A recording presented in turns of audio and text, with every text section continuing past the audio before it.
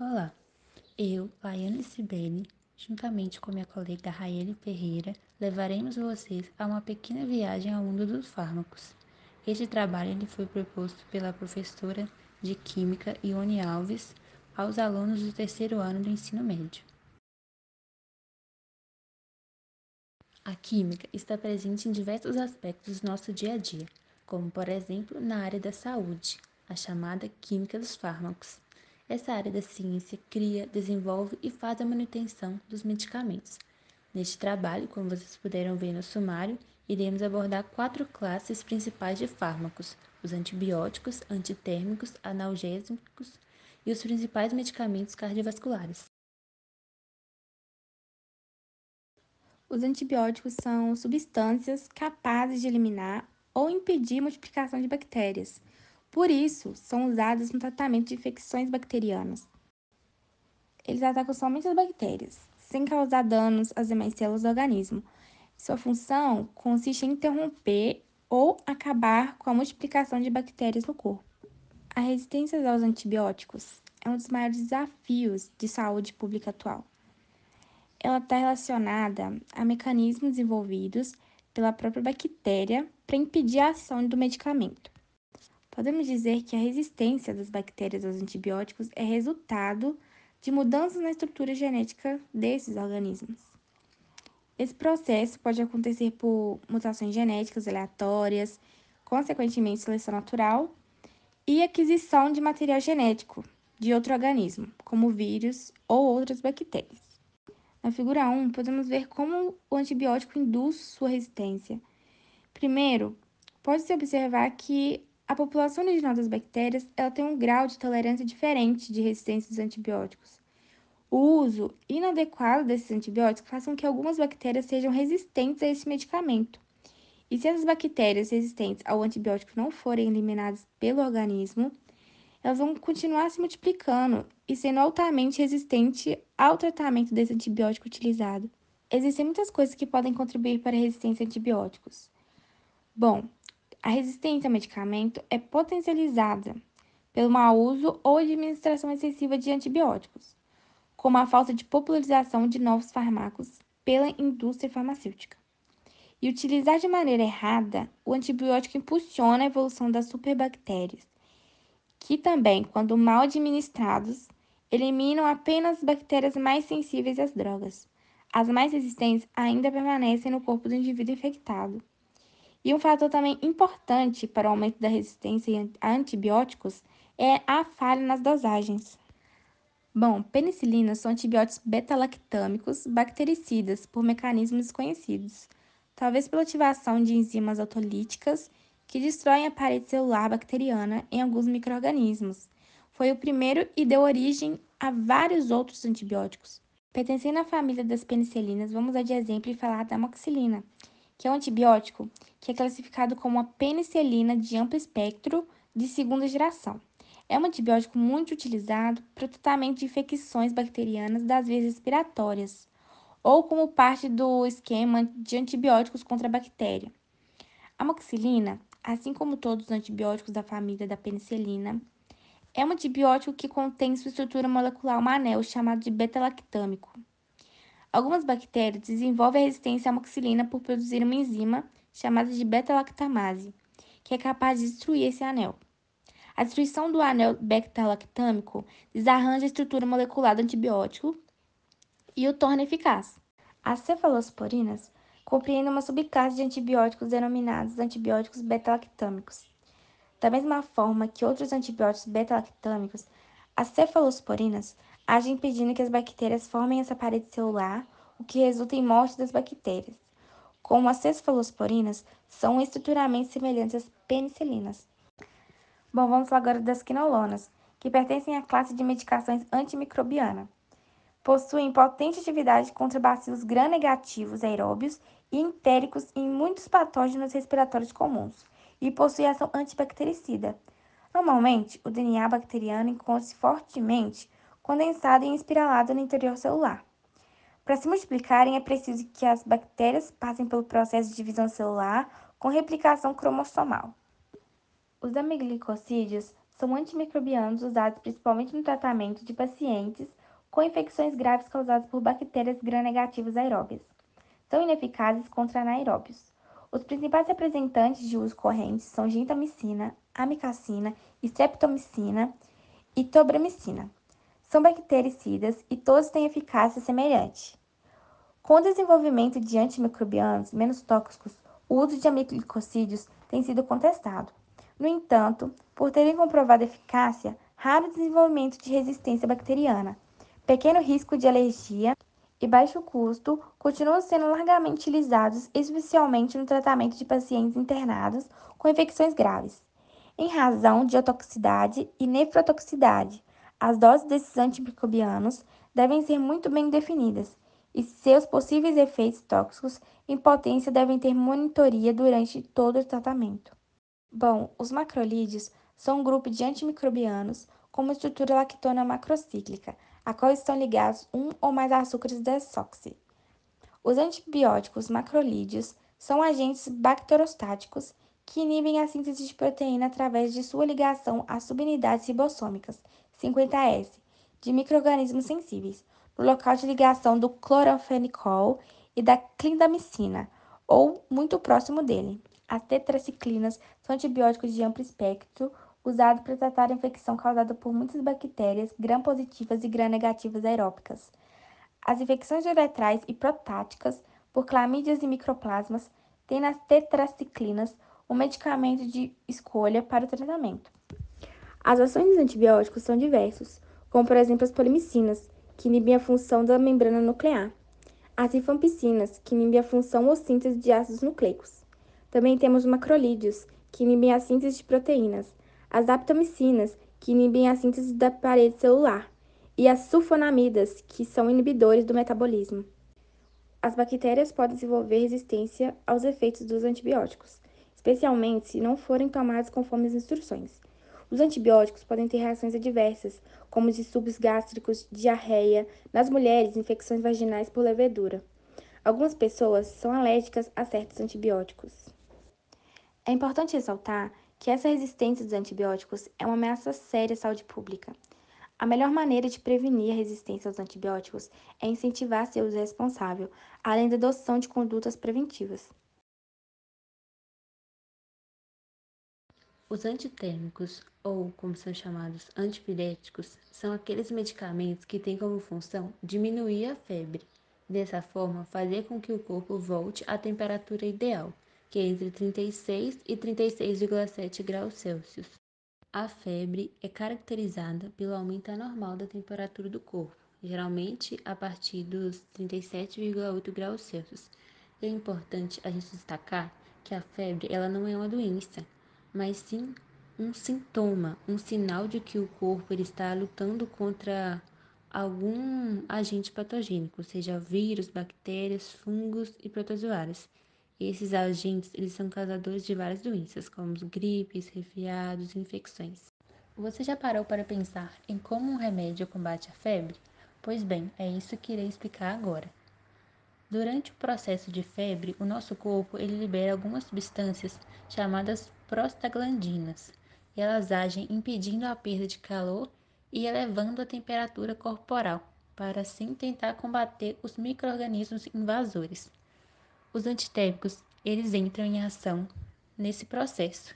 Eles agem no hipotálamo, que é uma pequena região do cérebro que tem como uma de suas funções a regulação da temperatura corporal, inibindo assim a ação das enzimas que produzem as prostaglandinas.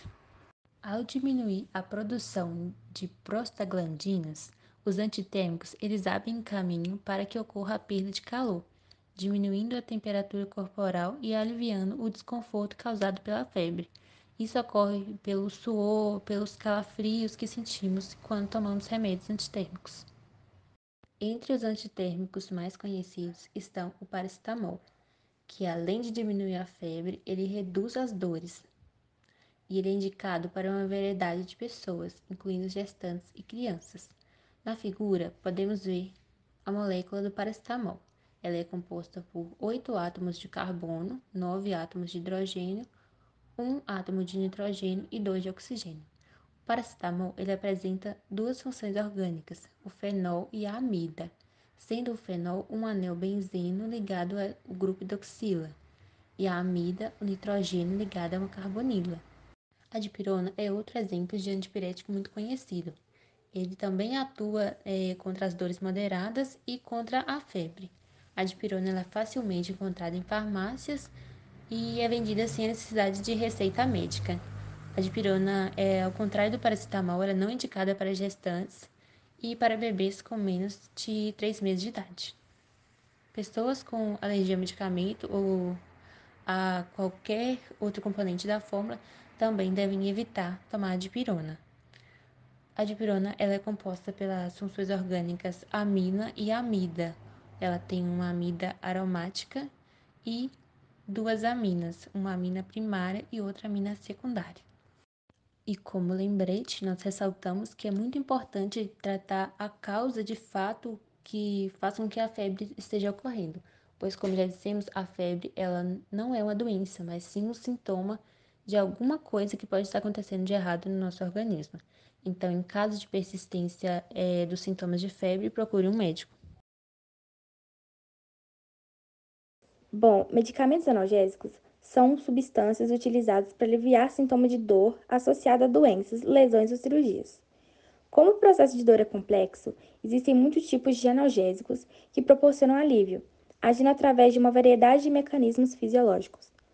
Existem três classes de analgésicos: os comuns, como dipirona e paracetamol, os anti-inflamatórios, como aspirina, ibuprofeno e diclofenaco, e os opioides, como morfina, codeína e tramadol. No entanto, várias substâncias podem ser utilizadas para o alívio da dor. Existem três classes de analgésicos: os comuns, como dipirona e paracetamol, os anti-inflamatórios, como aspirina, ibuprofeno e diclofenaco, e os opioides, como morfina, codeína e tramadol. No entanto, várias substâncias podem ser utilizadas para o alívio da dor. Analgésicos comuns ou periféricos não conseguem detectar o local específico que está doendo. Por isso se espalham pelos receptores nervosos do corpo todo, carregados pela circulação do sangue, sendo esse o motivo para receberem o nome de analgésicos periféricos. De modo geral, representam bem o que é um analgésico com funcionamento mais simples e baixo risco de provocar efeitos indesejados, capazes de aliviar dores leves e moderadas com relativa facilidade. Essa classe de analgésicos oferecem efeitos adicionais, além de aliviar a dor. Também atuam como anti-inflamatórios e antitérmicos, ou seja, auxiliam o corpo a controlar uma inflamação, reduzindo inchaço e vermelhidão, ao mesmo tempo que combatem a febre. Esse ativo auxilia na redução do inchaço e da dor causada por ele, por isso que é um analgésico. Representando uma classe de medicamentos que são mais controlados e aplicados em ocasiões específicas, temos os analgésicos opioides, que são quimicamente similares à morfina, uma substância natural retirada da papoula. Quando falamos o que é um analgésico e que a maioria desses medicamentos visa diminuir dores leves ou moderadas, esse último subtipo é um caso à parte. Seu uso é reservado para dores mais fortes e que precisam de alívio rápido, como em caso de fraturas, lesões graves, pós-cirúrgico, cálculos renais e quadros similares. Os opioides podem causar dependência e ter efeitos colaterais no uso contínuo.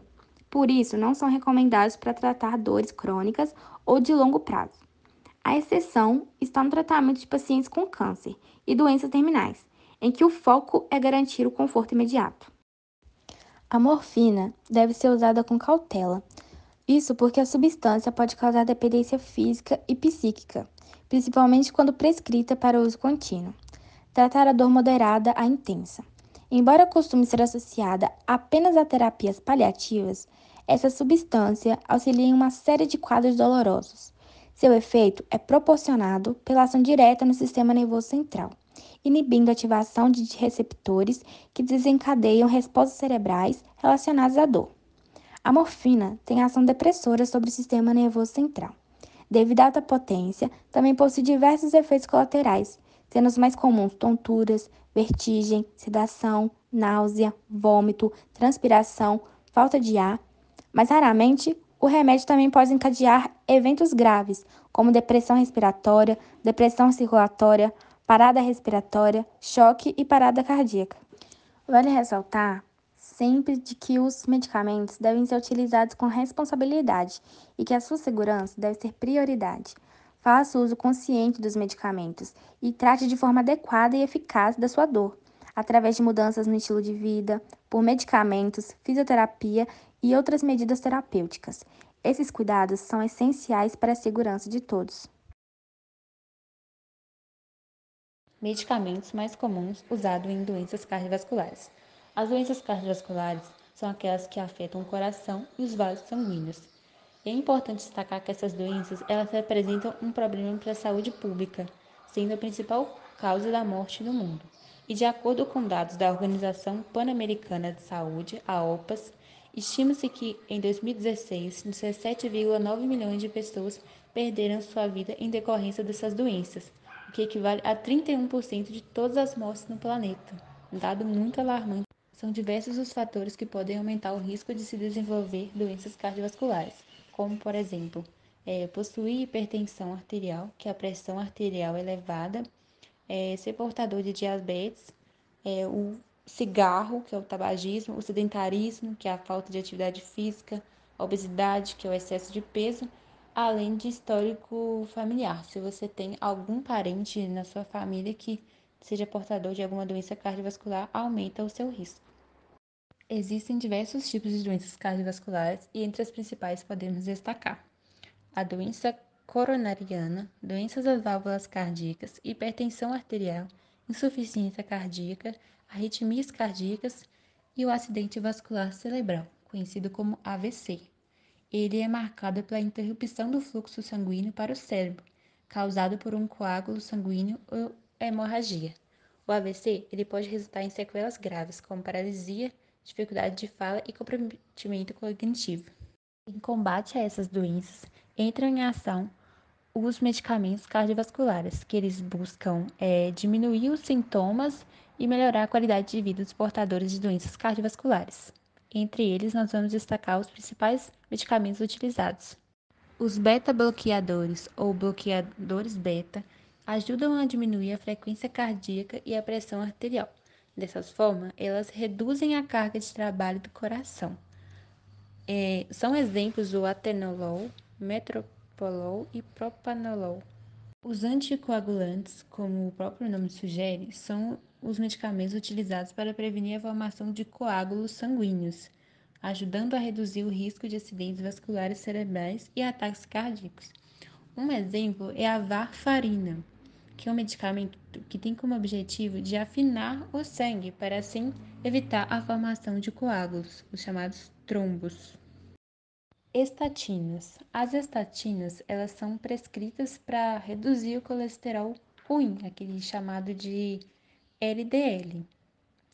E elas previnem as doenças cardiovasculares, como os AVCs e os ataques cardíacos. Um exemplo é a artavastatina, que ela age reduzindo a quantidade de gordura, né, desse colesterol total no sangue. E ela diminui o colesterol ruim, LDL, e aumenta os níveis do colesterol benéfico, o HDL. Diuréticos. Os diuréticos, eles são aqueles medicamentos que atuam no rim para aumentar a produção de urina. E assim, eles ajudam o corpo a se livrar do excesso de sal e água. E isso alivia a pressão sobre o sistema cardiovascular.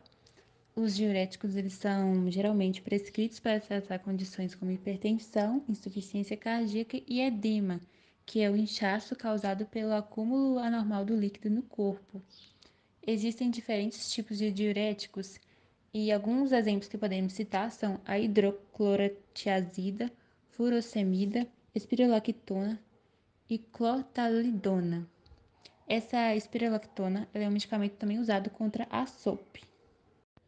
Os inibidores da ECA, da enzima conversora de angiotensina, eles são usados para controlar a pressão arterial, pois eles ajudam a relaxar os vasos sanguíneos e melhorar o fluxo sanguíneo. Dessa forma, eles reduzem a pressão arterial. Um exemplo muito conhecido é o captopril. O captopril é um medicamento que é muito utilizado aqui no Brasil, principalmente por idosos. É muito comum ir nas farmácias e ver algum idoso pedindo esse remédio. O captopril, ele é utilizado para diminuir a pressão arterial e ele possui alguns efeitos colaterais, como quaisquer medicamentos, né? Os mais comuns são tontura, aquela tosse seca, a sensação de um gosto metálico, como se tivesse consumido algum alimento com ferro na boca, dor de cabeça e a fadiga são os principais. O captopril, ele apresenta em sua molécula um ácido carboxílico, que é uma carbonila ligada à hidroxila, e também ele tem uma amida, que é uma carbonila ligada ao nitrogênio. Nesse trabalho, exploramos a química por trás de diversos fármacos essenciais em tratamentos. Discutimos antibióticos, antitérmicos, analgésicos e os medicamentos mais comuns utilizados em doenças cardiovasculares, mostrando como essas substâncias interagem no corpo para combater infecções. Como conclusão, nós podemos falar que esse trabalho agregou muito conhecimento para nós, coisas que a gente possivelmente, se não tivesse tirado esse tema, não teria tirado um tempo para pesquisar e se informar. Os medicamentos são coisas assim tão usuais no nosso dia a dia, mas nós não paramos para pensar em como eles atuam, quais as funções, quais os seus colaterais. E isso despertou um interesse maior por nossa parte. A gente descobriu, além de que antibióticos são usados contra as bactérias, que os antibióticos para febre, os analgésicos para dor, os medicamentos cardiovasculares para as doenças do coração. Nosso aprendizado foi muito além disso, foi a reflexão que a gente teve sobre a importância dos medicamentos e do estudo dos fármacos, pois eles atuam melhorando a qualidade de vida das pessoas e é muito importante conhecer os seus benefícios e as suas consequências, os seus colaterais. Um ponto que a gente queria frisar é o uso indiscriminado dos remédios. É muito importante tomar os remédios conforme orientação médica. A automedicação, ela é um grande problema da sociedade e principalmente quando se fala dos antibióticos, pois são coisas que são feitas para melhorar a nossa vida, mas se a gente fizer o uso errado, podem acabar tendo efeitos adversos. Em resumo, a gente queria agradecer a vocês pela atenção e ter ficado até aqui e falar que se atentem mais aos medicamentos e, por favor, né, façam o uso correto deles.